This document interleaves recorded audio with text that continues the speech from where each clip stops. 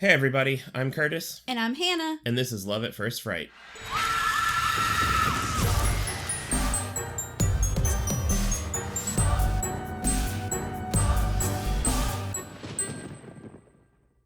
Welcome back to the Great British Bake Off, where this week our contestants... In the tent this week. Yeah. Our contestants will have to bake a loaf of sourdough bread. Funny joke, funny joke, funny joke. Yeah, topical. Topical British humor. Yep. Something about the Prime Minister. Yeah, something about the Queen maybe, but no, not too far. Not the Queen anymore. Not the Queen. Yeah, that's true. Rip. Yeah, I feel like I'm gonna be Paul Hollywood's next Great British Baker. That's what you get, right, when you win. Yeah, he walks up and he says, "Here's your British citizenship." Congratulations. It wasn't overworked or underproved. Underproved. You now the great British baker. I am now getting back into making bread. I was briefly into it. It was kind of a COVID hobby for a minute there. And then I stopped for a while just because I was lazy. But I got really invested in making my own sourdough starter. So I'm currently doing science in my kitchen and growing a sourdough starter right now. I feel like this is the start of a whole new me. Yeah. I just woke up one day and there was a jar of stuff. I didn't know what it was. On the counter. On the counter. And it was just there. So. Yeah, I'm excited about it. We'll see if it works out. I don't know anything about bread. I just eat it. Yeah, I know some about bread, but I've never made sourdough. I've only ever used like instant yeast or activated yeast, but sourdough starter is like its own natural yeast and leavening, so you just use that, I guess. Cage-free yeast. Cage-free yeast, yeah. Mm-hmm. Grass-fed. Grass-fed. No antibiotics. Yep. Unless they're hormones. Putting that in the flour no that sugar I'm using. added.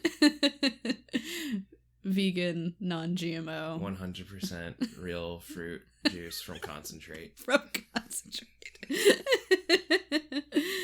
Yeah, so I'm gonna get back into my bread making era, which I'm really excited about because bread is one of the founding fathers. No. The few, the proud. I was going to say one of the few simple pleasures in the hellish landscape that we call human life. Yeah. It's just me and bread against the world. I don't know that the people who are in the baking competitions would agree when the host is like, all right, you got 30 seconds. 30 seconds to make a cake and put fondant on it. Yeah. Make a cake using ingredients no one's ever heard of before. Get good, loser. Yeah. Yeah, I wouldn't want to do baking competitively because I get too stressed. Well, we watch a lot of like competition shows. Yeah. About a number of topics. Like, we're kind anything of under the sun. All over the place. I think we watch the most cooking and baking stuff, but we also watch stuff like Forged in Fire, which I don't know if we've talked about that on here before, but we probably have. Yeah. If you're not familiar, Forged in Fire is like a blacksmithing competition. Yeah, they make knives. One thing that's like universal across all these competition shows is that they don't give enough time for these things to actually come out good. No. And when they do come out good, it's kind of a miracle. Right. It's like 90% luck that it worked out that way for them. Yeah. Like, of course they're skilled to do it. I look at any time anyone's baking anything and I'm like, I couldn't do that. When I watch Nailed It, I'm like, that's approximately what you'd get out of me doing it. And I've tried doing stuff. Honestly, I feel like Nailed It is a big culprit of this because not only do they have people who are not professional bakers, but they give them like way less time than even a professional would use. Right. But although with Nailed It, I think that's kind of that's the point. The idea of it. But there are other ones where it's like, I mean, even Great British Bake Off. Yeah. They're like, there's not always enough time. You're in a tent with like 15 ovens all making the same thing, and it's hot outside. It's hot outside. Make ice cream, and you're like, how am I supposed to do this? But yeah, that's like kind of the universal thing is they don't give them enough time, which I get it. It's drama and everything. I get it, but drama. I would never, if I was on one of these shows, because I was good enough to be on one of them, and I'm not. But if I would never feel bad for going home because it's not like realistic standards. Like you can't be like, I'm not a good baker or blacksmith. Yeah. Which that's a crossover that maybe baking and what they should do. You have to bake a cake in the forge. You bake a cake in the forge, and then you're also forging a knife that you use to cut and serve the cake. Yeah. You have to use the oven. You have to make all the utensils that you'll use. You have to make your cake pans. Yes. in the forge. Competitor, we have an issue here. Your cake pan doesn't meet parameters. We asked for a cake pan that was a 9-inch round. You gave us an 11.5 inch. And for that reason, I'm going to have to ask you to step off the forge floor. If you haven't seen Forged in Fire, that reference means nothing to you. But that was a pretty spot on Will Willis impression. So yeah. Watch the show, okay? It's a great show. And you can watch Will Willis shoot a sword with a bullet to test if their swords are bulletproof for some reason. Because as everyone knows, in the Great Battle, in the Great Wars, people were running around slicing bullets in half. Right, and that was really the most important quality. Yeah. Honestly, like ever since we started doing this podcast, it's really making me confront just how much trash television I watch. I always knew how much trash television I watched. I think I was in denial about it, where I was like, no, I'm just like a casual fan.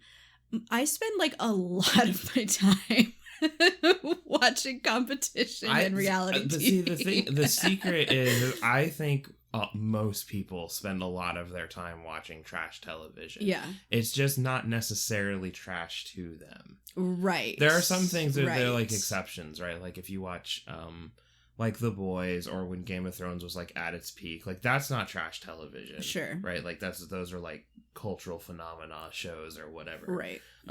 Or they're just like good, or like The Bear on Hulu, which I don't think you've seen, but I've seen a few of the episodes in the first season. But I'm a really big fan of it. Those are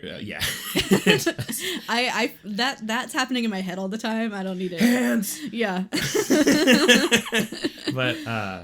But like, there's a lot of trash TV out there. Yeah, totally. And it's good. It's good for the soul. It heals you because you can watch it and you can be like, wow, these people are bad and stupid. I think that's what gets me is if I'm ever feeling like, well, like I'm not really doing a lot with my life, like, oh, I don't have a lot going on, or oh, you know, I failed at this or whatever. I can put on Love is Blind or Perfect Exactly. Match and then I'm like, at least I'm not that person. Yeah. Anyway. You know who I'm glad I'm not? Who? Johnny Depp in A Nightmare on Elm Street. That's right. We watched it. Yep. And you're here to listen to us talk about it. You already knew that because you saw the title of the episode. You saw the title of the episode. Yep. But that's what we watched. We watched it. Was that last night? That feels like a lifetime ago. It was earlier this week, but it wasn't last night. Yeah. It was earlier this week. I don't remember what day, but it wasn't last night. We watched it. And it of course was a rewatch. We've both seen this movie multiple times. Yeah. For me, Nightmare on Elm Street is the first horror movie that I remember watching. I can't say with 100% certainty it was the first one I ever watched because I don't remember my early childhood like that. Yeah. But like, it's the first one that when I think back, it's my earliest memory of horror. Mm-hmm. And it so legitimately freaked me out because I was like a little kid and I watched it with my dad and my brother. Yeah. And I remember making my dad like stand guard outside the bathroom while I used the toilet because I was afraid that like Freddy was gonna come through and get me. Yeah, and he definitely will. He will. Do that. Yeah, he'll strike when you're most vulnerable. So this movie has a soft little place in my heart because I feel like it's kind of it was like my little intro to horror started a whole love affair, lifelong. Yeah. But I love this movie. Yeah. For me, it's kind of, I mean, it's not like, it's not bad. It's like okay for me. I think it's fun, but I didn't really grow up with it. I didn't see it until like way later. Yeah. And I kind of prefer some of the other big horror names over it, you know? Yeah. Not to knock Freddy, I think is like a fun He's super character. Fun. He's always got a little snappy one-liner. That's the thing I think I like the most about it, which it kind of peaks in the third one. Yeah. I think. Welcome to primetime, bitch. Yeah. Yeah. That's a good one. He has so many. I also really love how at a certain point, they were like, Freddy just calls everybody bitch. That's his thing. And every line, every like good line just ends with something bitch. Yep. And he really puts his whole Freddacy into it. Yeah. And it's good. He really leans into it. Yeah. But yeah, no, I mean I do think the movie's fun. It's cool because it is that like peak 1980s very 80s horror. It's got a lot of practical effects in it. There is obviously CGI and stuff. Some of the bad 80s CGI. Yeah, some of the bad 80s CGI, but it doesn't stand out like too badly. There's like one scene where one of the characters relatively early is like running from Freddy, and she like runs past a tree, and then he pops out from behind the tree, and it looks like a bad version of if you've ever been to Disney and the Haunted Mansion ride. Oh yeah. When they have the ghosts dancing on the floor, they use that like mirror thing or whatever to do the projector thing. I'm pretty sure that is what they're doing to have him be able to pop out from behind the tree. For some reason. I don't really know why they did it that way, because he doesn't pop out until after she runs past the tree, so he could have just been behind it and then just popped out, but it's clearly a CGI effect when he does this. Who knows? But he pops out and he's like kind of transparent. Yeah. And it's a little weird, but... Yeah. I feel like it, in a weird way, not only because it's an 80s movie, but also because of the nature of it being like dreams and nightmares, it kind of doesn't bother me, some of the cheesier effects. And that's what I was going to say, was that, yeah, like there are things that stand, like even the weirder effects that kind of stand out when you remember that he's a dream demon, right? That he exists within people's dreams, right? And really just when they're asleep, unless you're talking about the second film, which we don't talk about. Yeah, the second film's awful. Don't watch that one. I mean, I still think you should watch it, but just don't. Just remove it from the timeline. It's not. Yeah, it's weird. Anyway, but like when you remember that he, does things in dreams, then it makes it like, even though they're still kind of cheesy, it kind of circles back to like, no, that would be kind of terrifying. Because like when you have dreams, sometimes things are like all wacky and like even over the top things in your dreams, like you'll still have like a nightmare about it, even though it's not really realistic. That right, and like when you wake up, you're like, that isn't scary, but in the moment you feel scared. Yeah, so I think it works. Yeah. Anyway, let's give a little background just in case anyone needs a refresher if you haven't seen this movie. Yeah. This did come out in 1984. Mm-hmm. It is a supernatural slasher film. That's kind of its subgenre. It was written and directed by Wes Craven, who of course has a long history in the horror genre and is a titan of the industry. It has a pretty good cast too. So we have Heather Langenkamp playing Nancy Thompson, Robert Englund, of course, the master, playing Freddy, and then we have Johnny Depp in his first role. It actually says introducing Johnny Depp like in the credits as Glenn, and then we have their two friends, Amanda Weiss as Tina and Nick Corey as Rod, and then there's a few other characters in there. The mom is Renee Blakely. And the dad, who's like he's like a lieutenant for the police force or something, is John Saxon. So we got some people in there. And basically the prompt of it is that a group of Midwestern teenagers start to have nightmares about this same creepy figure And then it like escalates where they start dying unexplainably in the dreams. It seems like the things that happen in their dreams are happening to them in real life. And then Nancy, who's our main character, is kind of trying to like figure this out and figure out how to defeat him. And as she does so, she kind of uncovers this like dark secret of like her parents' generation and everything, of like why he's doing this. So yeah, that's the basic prompt of it. It's if you die in the dream, you die in real life. Yeah, basically. Yeah. We don't really get a reason why Freddy is able to just be in their dreams right at the start. I don't know. Of this. Yeah. Like in later things, there's this whole the story gets a little convoluted. Big time. Eventually, convoluted. In order to combat against Freddy, because like they can't truly kill him or whatever, they get people to start taking these drugs that like prevent you from having dreams. Yeah, that prevent you from dreaming, so you can't dream about him. But then I think there's also the idea that if people know about him, it's kind of this like legend thing where like he grows in power as he is like mythologized. Yeah. So the more people know about him, the more powerful he is. Yeah, the more people know, the more people remember, the more powerful he is. So we don't really get any of that in the first one. He's just kind of there. Yeah, and he seems to only be targeting this particular small group of people. Yeah, like none of the other teens in town are being affected by this. Which I guess is just because of the parent connection. I don't know. I mean, I guess, but like, isn't the idea that it's like all of the parents got together and did this, right? I would think the most. Not just they describe it as like a mob, so I would think it would be and the I don't majority. Think like a mob's not like four people, 4 adults, 4 is adults a mob. burning down a building. Yeah. But anyway, so it's interesting. They don't really spend a lot of time like explaining it. It doesn't really matter either, not for the first one anyway. Yeah, it's something that they explore later on, and like, so Wes Craven has said that his inspiration for this concept was this series of unexplained deaths that happened in the early 80s among this group of people. They were like Hmong immigrants in the US or something. Mm-hmm. And there was this phenomenon that was happening where like several, like dozens of people had a really bad nightmare and then like refused to sleep for a period of time. So they would get into like sleep deprivation. And then when they would finally fall asleep, they would die in their sleep. And it was like just a totally unexplained, like it's technically listed as sudden unexplained death syndrome or something like that.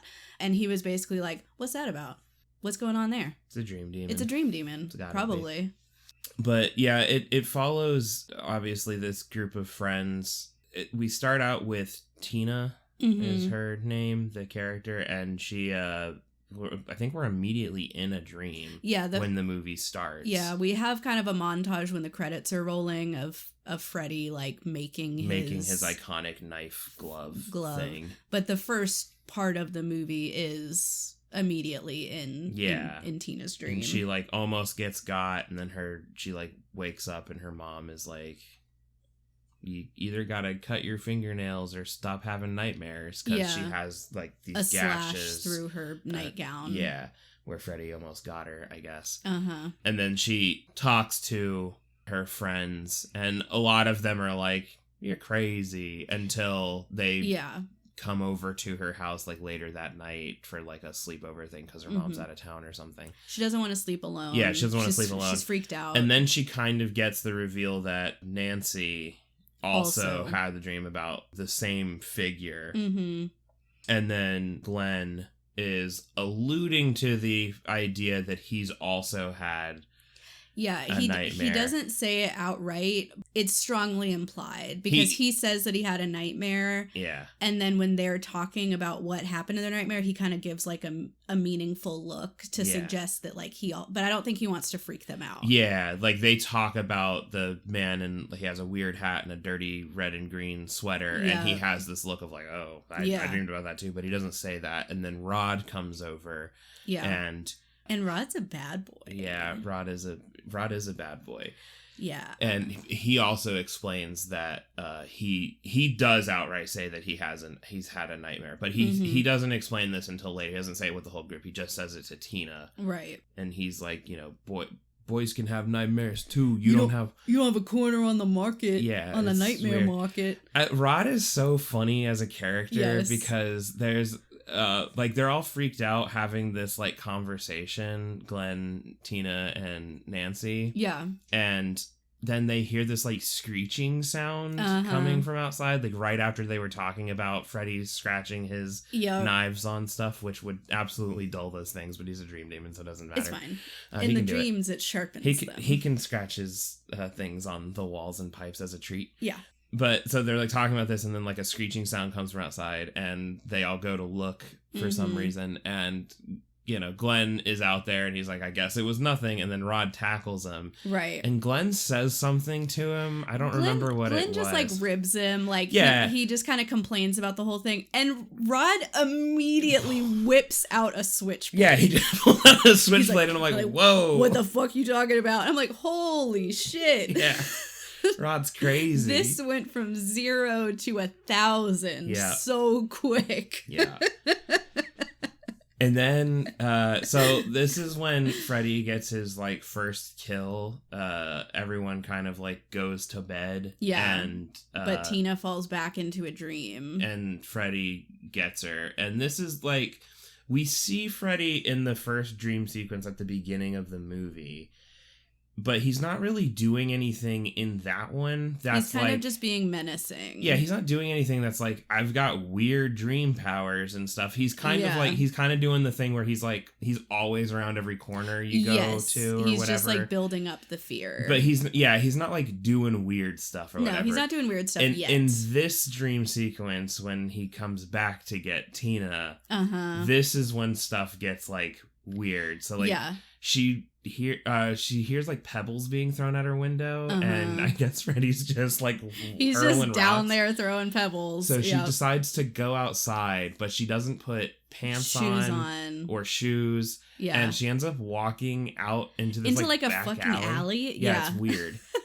And this is when we see Freddy in this moment, and he's doing this thing where he's got his arms out, and they like do like a wide shot. They're like super long. And they're super long, and it's weird because it makes his body seem extra short. He looks tiny. He looks like really tiny, and he's got like really, really long arms that are like scrunched up, and they're like extending. Different. Yeah, he's just built different. He got that dog in him. My favorite thing is that she asks, "Who are you?" And he just lifts up his sweater and cuts his like bicep or something, like his nipple open. Yeah. And he's got maggots under his skin, and I'm like, what is but that? He doesn't say anything. He just does that, and he has like this grin on his face. I think you'll find that this will answer your question. Satisfactory. So then she runs away. Yeah, she runs away. Also, Tina, and I know that she's in a dream, but in every dream that we have from Tina's perspective, she is doing the most ridiculous, like, running through jelly walk in these, where she's like slowly and like flailing her arms and tumbling forward, and it feels like she is walking through like quicksand, but she isn't, which again makes sense because it's a dream. I think we've all had that sensation of like you can't run in a dream, but it's so frustrating to watch because I'm like, why are you just like taking these prancy little steps? Like, run, bitch. And then when she passes the tree and then he pops out, she turns around, right? And then like looks at him again. Yeah. And this is when he like holds up his hand. And he cuts off his fingers. Cuts off a couple of, he's like, get a load of this. And he like cuts off like a couple of fingers. And then like, it's very clearly like a pump they have rigged up into like his sleeve or whatever. Goo. And it's like this green goo shooting out of his fingers. And it's that like spurting that's very mechanical. Yes. And he's just, it's so funny because like it's clearly practical effect. They stay on it for a second when he does it to get the blood shooting out. But you can see Robert Englund as Freddy. He's just standing there with that like smile on his face. And you see his eyes kind of dart back and forth like, you seeing this? He's like, it's so funny. If he wasn't doing a murder, he's like somebody's weird uncle. Yeah, he's kind of just a silly, goofy guy. You kids want to see a trick? You want to see a trick? Like he learned magic as Yeah. like as a fun little hobby. He's pulling quarters out from so behind their ears. stupid. There's a universe where Freddy's actually pretty chill. Yeah, he's super chill. He's just somebody's drunk uncle. Yeah. Yeah, but it's, I will say, I do think, because obviously that's all within the dream, but the big reveal, because Tina and Rod are sharing a bed that night, and when he actually catches up to Tina and starts attacking her, Freddy, like we see Rod wake up because of the disturbance, and we're seeing everything that's happening to her in the dream happen in real life. So she's like being like lifted in the she air. starts like to Rod it looks like she's like floating in the air. Yeah, she's being like thrown around, and he can see the like cuts form on her body, but he doesn't see, there's obviously like, he can't see Freddy, so he can't see the knives or anything, but he sees the blood and everything, and he's freaking out. I thought that was a pretty well done scene, and it's like super gruesome. Like they really let that go on and on with her just screaming and blood going everywhere. Well, yeah, because after she gets like the cuts on her, like, so Rod gets up and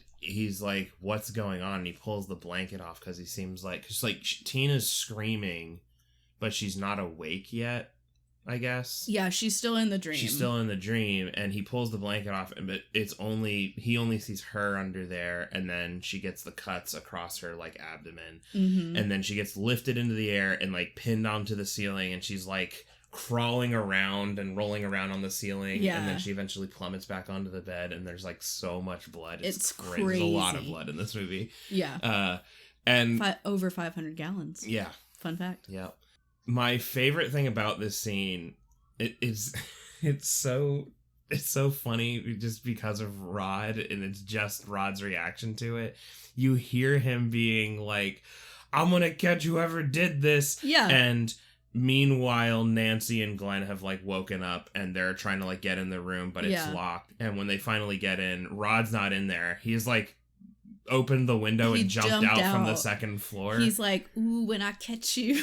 Yeah.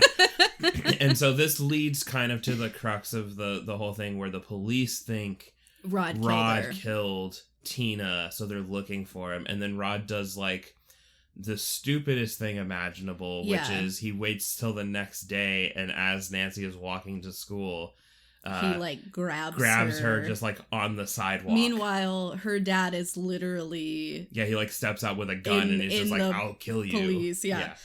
And they're being like actively watched by undercover agents, which are the most obvious. Like Nancy spots one of them. It's so silly. Yep. But anyway, so like all of that happens, and so a lot of the movie is centered around the police not believing that Rod didn't do this, and being a little confused because like he's also saying he didn't do this, and Nancy being like, he didn't do this, we don't know who did it, but like whatever. And then she starts getting more and more of these nightmares. She starts putting together, okay, there's somebody in our dreams that's trying to kill us, and Freddy starts kind of picking everybody off while she's kind of helpless to help the situation, because the police aren't going to believe that a dream demon did this. You know, like they just think Rod did it.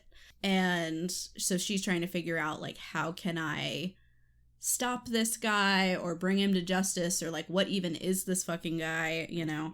So a lot of it is kind of a mystery where they're putting together clues and trying to, you know, like they don't know right away that he's Freddy Krueger. That's something they have to find out. Which how did she find that out again? My understanding of it is that so later on in the film, after Rod, I think, has also died. Yeah, the funny thing about that, just to kind of tangent there, Freddy kills Rod while he's in the jail cell by hanging him using a bedsheet. In a way that would just kind of look like a suicide.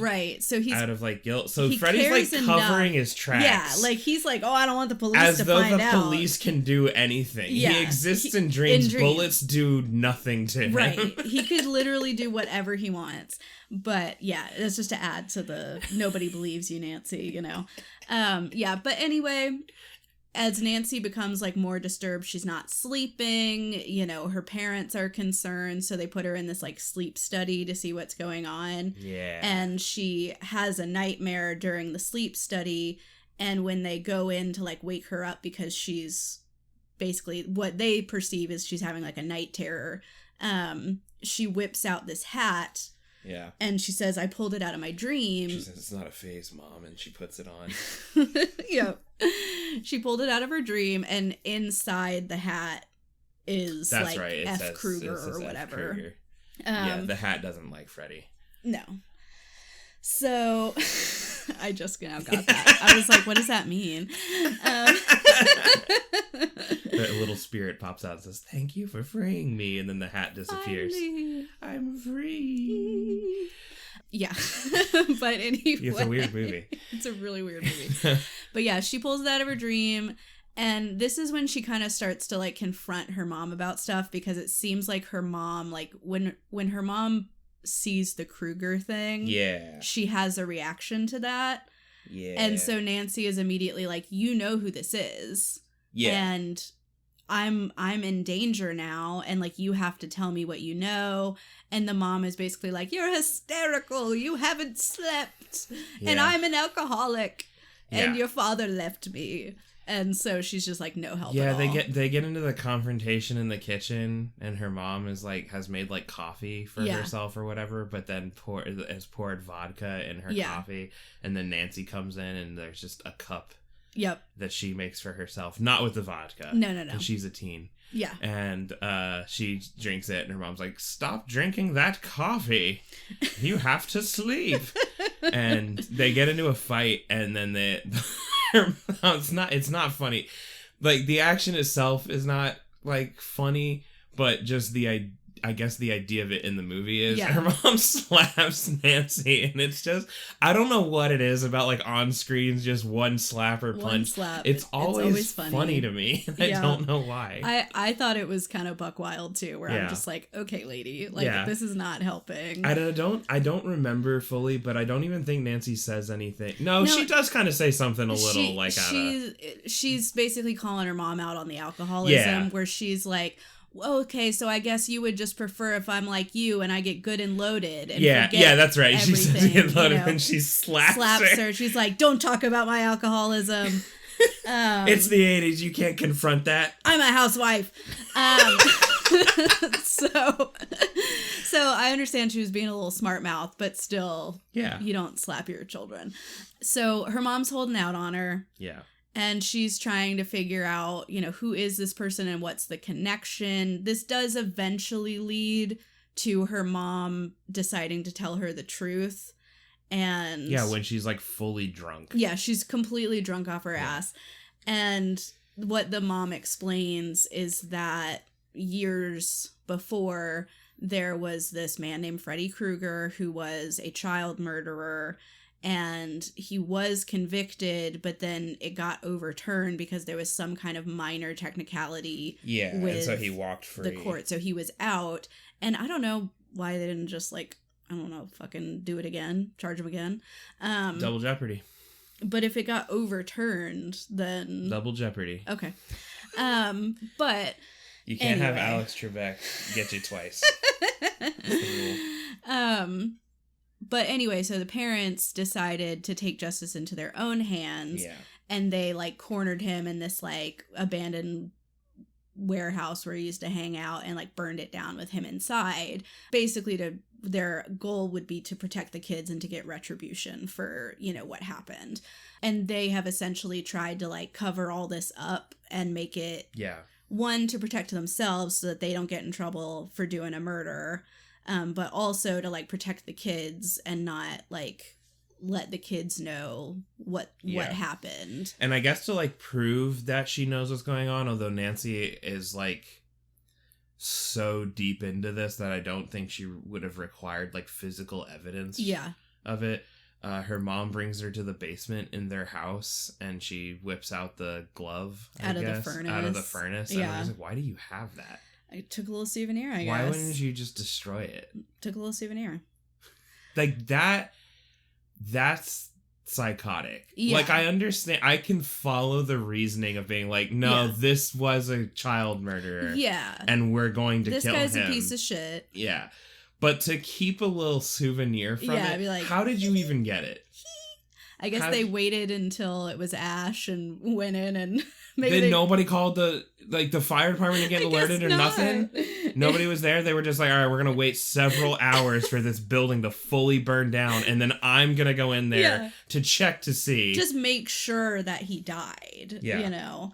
But of course, like, of course he's dead. Even though the parents killed him, they don't believe any of this supernatural stuff. Like, she's trying to say, you're just having nightmares, but like, he's already dead. Like, we already protected you. You don't have to be afraid. We killed him. Yeah. But of course, Nancy is trying to explain, like, no, he's fucking coming back in our dreams and trying to kill the children of, Elm Street or whatever. Which is why he's, I guess, specifically targeting these teens. Yeah. Although, to me, that doesn't, it doesn't really make sense that, like, it was only, I guess it was just like 4 different, one block of parents that were like, we gotta do something. They got together at like a neighborhood watch meeting and were like, that's it, I'm burning the building down. I'm burning it down and I'm stealing his glove. And I'm taking that glove. Yeah. But and none of you can stop me. Also, let's just talk about it real quick. It's insane that Freddy was a child murderer already, right? But like, to make the glove, like, that's not a thing from like when he became a dream demon. He had that before. Yeah. So did he make a new one after he was convicted and then walked? Because if everything got overturned, they're not like, all right, well, here's your glove back. It's not evidence anymore. There's no way they give that back to him. Well, maybe that's the montage in the beginning. He's making it, so. But he was making it in the dream when he was going after Tina. I don't know. Maybe he did make it in the dream. Well, I guess it was in the house. So I don't know. That's what I'm saying. Where did the glove come from? He made a new one, or the DA was like, I think the glove the mom has the glove version 2, or is that the first glove? And if it's the first one, why did they give it back to him? Yeah, how did that get there? Look, you can walk free. I'm not giving you the glove back. There's no way that's not used for murdering. Yeah. I don't care what the technicality says. It's so impractical for any other use except for doing crime. Yeah. So... yeah. Which, a little, I guess, fun fact about that glove, apparently, like, it actually, like, hurt Robert Englund several times. I think, like, literally the first time he put it on, it, like, cut his hand. Yeah. It was like, it was just straight up pretty dangerous. Yeah. Yep. Anyway, but, yeah, the later half of this movie kind of mixes, or later third, I should say, of this movie kind of mixes some like Home Alone-esque stuff in it. It's eventually we get down to it just being Nancy left. Glenn dies, and probably the most iconic. Yes, he has the iconic death where he's laying in bed and then he starts to get like slurped into the bed. Yeah. And then a just big old volcanic eruption of blood comes out of the bed and covers the ceiling and the walls. Which was like, it was a super technical achievement when they did this in the 80s. They had to build a whole set and they had to build it upside down, which, unless you're looking for it, they do a really good job of not necessarily making it look like it's upside down, but there are certain things that you can tell upside down. One of the things that I think makes it like a really cool effect is that Glenn's room is really busy. He has a lot of stuff all over his room. He's a teenage boy. He's got posters. There's just junk everywhere. Yeah. And so when they do this, they manage to put like a lot of that junk, but they had to do it so it's upside down to make the effect where the blood's, shooting out and like the room's like spinning and stuff. Yeah, it's crazy. And it was apparently like pretty dangerous when they were doing a lot of this stuff was dangerous. A lot of the stuff they were doing. But this was the 80s and horror movies, so like it was barely watched. Actors had at no all, rights. So yeah. But yeah, it's a really, really cool scene. It is very bloody. By kind of the nature of it. It's literally a fountain of blood, a geyser of blood shooting out of a bed. Yeah, it's crazy. But yeah, Glenn gets got, and then it's just down to Nancy, who has been barricaded in her house by her mom. Her drunk mom is like, "You're gonna sleep, so help me God." Do you think her mom had, like, a contractor come out and put the bars on the house, or did she do it while she was drunk? I would assume she paid someone to do it. Yeah. She doesn't give the vibes They worked of a fast DIY. then, because Nancy was like out of the house for like half a day. Yeah, she just like and went out for a few hours. she comes back home and there's bars all over the house, and then she gets locked inside. Yep. And she's trying to tell her dad, who is investigating across the street, that's where Glenn lives. Right. That I know who did it. It's Freddy. Yeah. And this is one of the best parts is she's telling her dad, I need you to come break the door down in exactly 20 minutes. Yep. I'm going to go into the dream and I'm going to pull him out, and I need you to be there to arrest him. Yeah, you're going to arrest this dream guy. So she tells that to her dad, and her dad is like, okay, yeah, go whatever. To sleep. Go to bed. And then she's like, okay, plan now in motion. Yeah. And there is a long montage where she just starts setting up the most elaborate booby traps throughout her whole house. Which she is setting up not because she just innately knows how to do this. Earlier in the movie, she's gotten this like pamphlet book thing. Yeah. That is like how to... It's like a DIY home defense. And like booby trap thing or whatever. And so we get this montage of her like filing out like a light bulb and filling it with gunpowder. And then screwing it into a thing. She literally does the like sledgehammer like connected to the doorknob so it comes down and hits you. Like she does all of it. And it's crazy to me because the way that the movie is set up, it suggests that she did all of this prep in those 20 minutes before she told her dad to come to the house. Yeah, well, she says, come wake me up in exactly 20, or come and break the door down in exactly 20 minutes. And then we get this montage, and then she talks to her mom. They have a whole heart-to-heart with the mom, too, where she's, like, laying her mom down to bed and being like, don't worry, like, it's all gonna be okay. Yeah. And then she changes into her pajamas. Yes, which is insane for this. But she goes to get in bed, and she goes to set a timer to wake her up. Yeah. And she sets it for 10 minutes. So which means she booby-trapped the entire house, healed her relationship with her mom, changed her PJs, all in 10 minutes. Yeah, and she's expecting to fall asleep immediately. And everything. Which, I mean, she's sleep deprived. So she is sleep deprived. She's like, I think she was saying it's been like 7 days or 7 days. And she makes a joke about how like the Guinness record is like 11 so like I'm still good. But yeah, that was crazy nonsense to me. Like, why not just tell your dad, be here in an hour? Yeah. Give yourself a little bit of time. Yeah. You know what I mean? Like, set up more booby traps. Yeah. 10 minutes. Because I don't know that 10 minutes is enough to set up even one effective booby trap. No. You know what I mean? I mean, she was doing some elaborate stuff. Like the light bulb thing's the most insane to me. Like I was talking about this when I saw the book. I was like, where did she even get this book? Because I knew later on when she does the light bulb thing, I'm like, getting that book, like buying it, checking it off in the light, you're on a list now. You can't just have that book because like filling a light bulb up with gunpowder so it explodes when you turn it on, that's not like a harmless prank. That's a bomb. You've made a bomb. So you can't just have that. And also, are you expecting me to believe that the DIY booby trap, one of them is how to string a sledgehammer up? Yeah. You can't just figure that one out. Yeah. And also, really, you can't just swing it at him? I mean, like... No, that'd be crazy. Yep. I'm still convinced that her dad had that from Vietnam or whatever war he was in, but I have no justification for that. That's just the only explanation. He was like, Nancy, me and your mom are not getting along and moving out. So you're the man of the house. I want you to have a token to remember me by.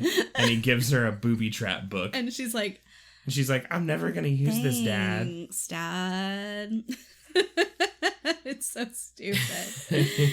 Oh yeah, so that's her whole plan. Basically the plan was that she was gonna be asleep long enough that she could grab hold of Freddy because she already knows she can pull stuff out from the dream because she pulled the hat out of the dream. Yeah. So the idea being she'll grab hold of him and then the alarm is going to wake her up at the 10-minute mark, and then she's got all these booby traps in her house, so then they'll be fighting on, like, her terms and not Freddy's terms, which is, you know, it's a strategy, and it works. You know, she does manage to pull him out, and there's kind of this, like, jump scare moment where she thinks that she didn't get him at first because he's nowhere to be seen, but then he, like, jumps out from under the bed or something and scares her, and then we get this whole action scene where they're going through all the booby traps. Yeah, the Home Alone. Yeah, the Home Alone nonsense, yeah. It basically leads to setting him on fire. Yeah, and he's like running around on fire. And then one of the best things is because her dad's not there to arrest him. Yes. Because he didn't believe in this, right? Like, he was like, oh yeah, go to bed, you need to get some sleep. Yeah. And so there's like this deputy just standing in the street, and she's like trying to get him to broke the window. Yeah, she starts shattering the windows, and the guy's like, maybe I should get the chief. And I'm like, yeah. What do you think? Even if Freddy's not in there, even if you think she's just like crisis. Yeah, she's having like a psychotic episode. Yeah. Yes, get help. Get some help, dude. She's gonna hurt herself. Yeah, but he's so casual with it. Yeah. He's just like, oh, you know, teenage girls and their moods. But yeah. But finally, the dad does come and tries to help her. You know, they break down the door, but he gets there too late, and Freddy has already, in a very dramatic way, killed the mom. Yeah. It's so insane. He, like, I don't know. It's like he, like, sucks the life out of her, and she becomes, like, mummified, and then she just, like, descends through the bed into basically like hell or whatever. I don't know. The best part about that is because it's like an animatronic or whatever that they have set up on the bed, and as she's like mummified, like all skeletal and stuff, the hand raises as to be like, goodbye. Nancy. Yeah. She goes down into there. So bad. And then the end of this is she thinks she beat him because she does this whole, like, I don't believe in you. You're just a dream. You know, I take back all the energy I gave you. You're nothing. You're lower than nothing. All this stuff. And Freddy's like, no. And then he, like, fades into mist as she goes to leave. But then when she leaves the room, she steps outside, and it's daytime. Like it's pretty. She's like all dressed to go outside. Her mom is there, and like her friends pull up in the car, and everybody's alive, and they're all like, "Come on, Nancy, let's go." Yeah. But she gets in the car, and then the top flips back, and it's the red and green stripes. The windows roll up, and they're trapped inside. They're not actually driving the car; it drives off, and then.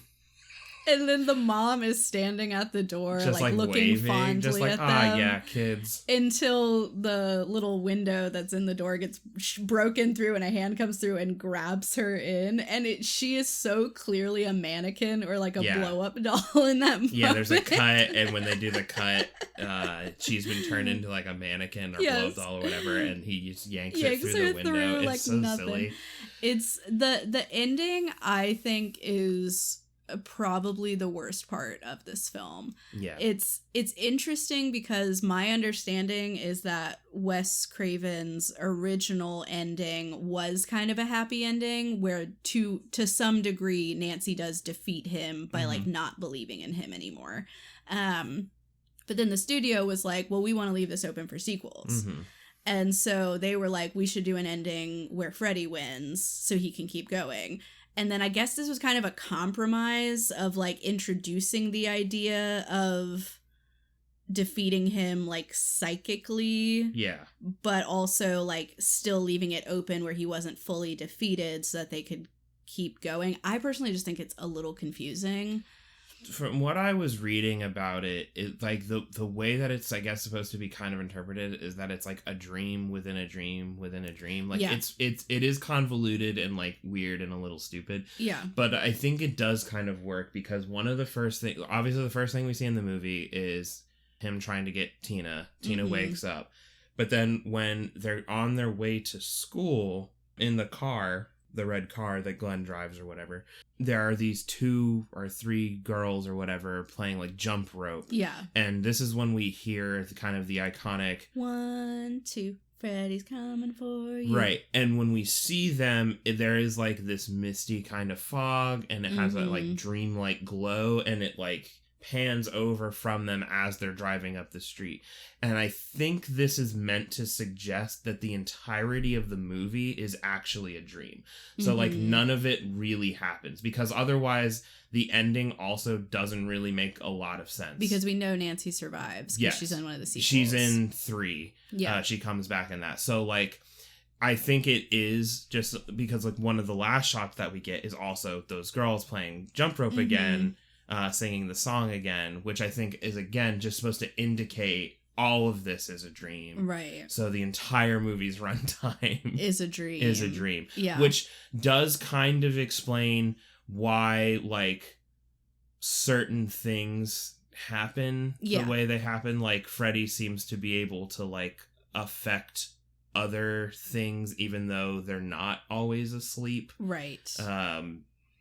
Yeah, and there's certain times where it's like there's different there are points where he scares them even though they're not having a dream. Yeah, exactly. Like one of my favorite moments in the movie is after Glenn gets killed, it's right before, because Nancy picks up the phone and she's like gonna try to call him. She's trying to call, and her Glenn's parents are pissed off because it's late, they can see that the house is all barred up, and they're Yeah. both having like a communal smoke outside their house, being like, and the dad's like, I don't want that kid talking to Glenn anymore. Yeah.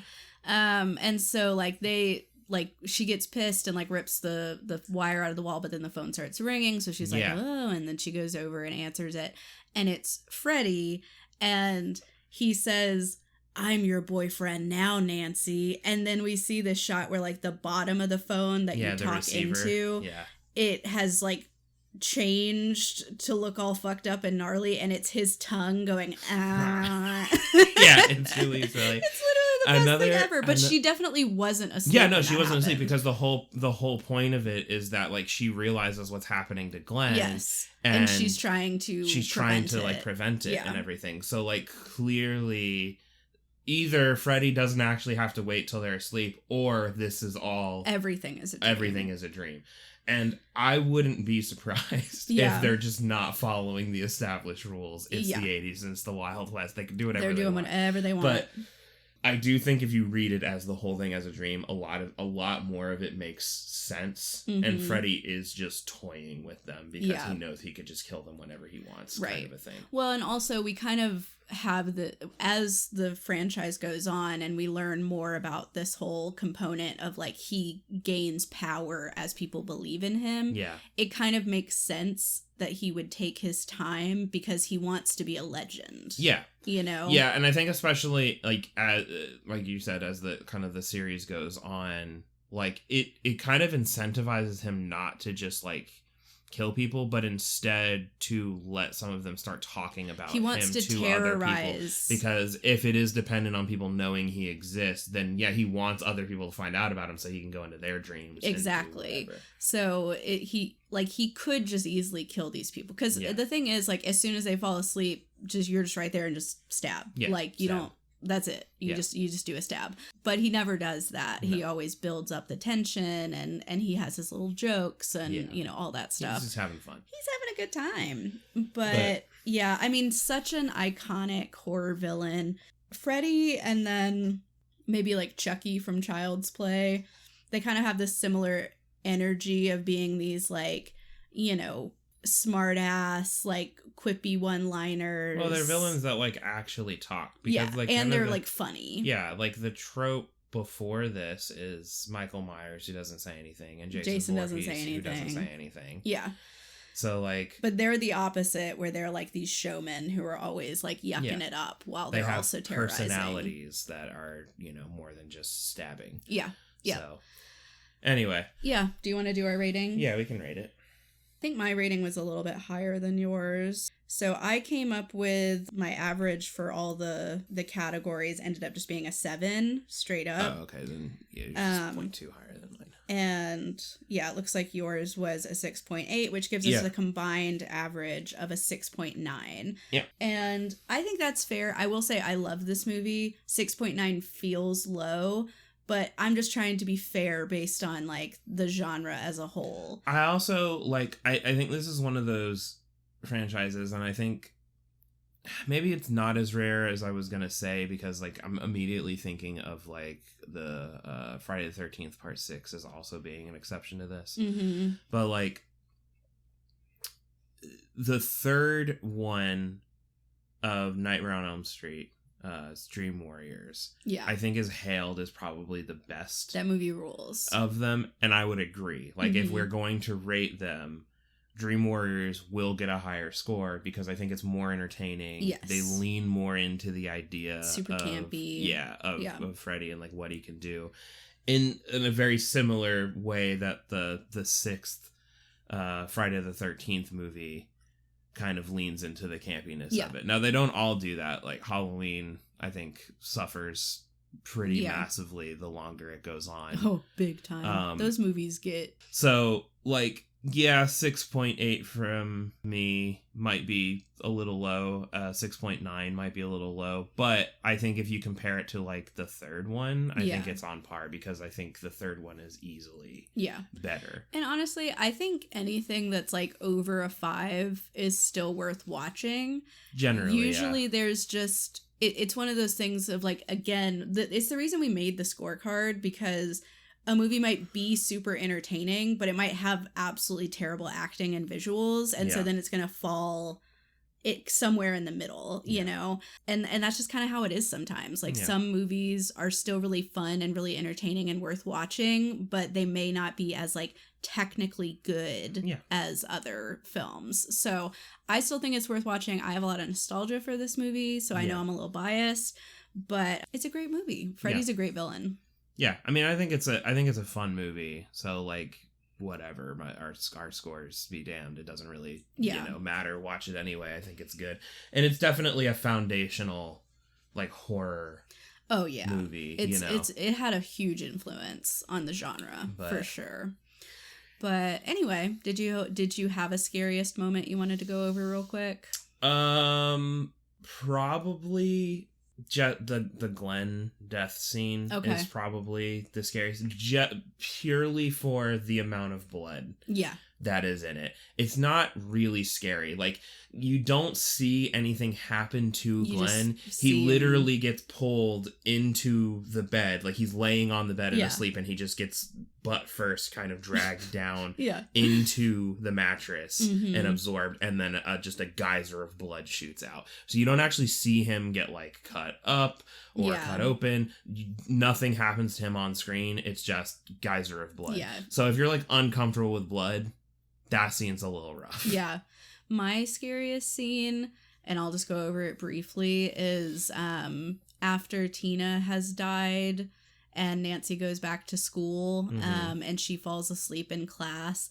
And when she first is like, when we first realize she's fallen asleep and she's in the dream, she hears this little voice say, "Nancy," and she turns to the side, and in the hallway is Tina in like this sort of semi-translucent body bag, and they get this like really good close-up of her face where you can kind of see like the zipper and the blood stains and all this stuff, and she just looks so like pale and deathly, and I thought that was so creepy, honestly, from more of like a psychological horror standpoint. That part of like is pretty... It would be deeply disturbing if your best friend, if you saw them in that way, and then like just a few seconds later we see the body bag being like dragged by nobody like down the hall, and it's so like disrespectful of the dead in a way that's really unsettling and disturbing. So I think that's genuinely pretty spooky. That's a good moment. Anyway, you got anything else for today? I don't think so, not for this one. Well, we are gonna do another new release next week. We are going to see A Quiet Place Day 1. And we're going to tell you all about it. And hopefully the theater won't be bad this time. And if it is, maybe we won't talk about it. No, I'm going to talk about it. Okay. I'm going to talk about it until people stop.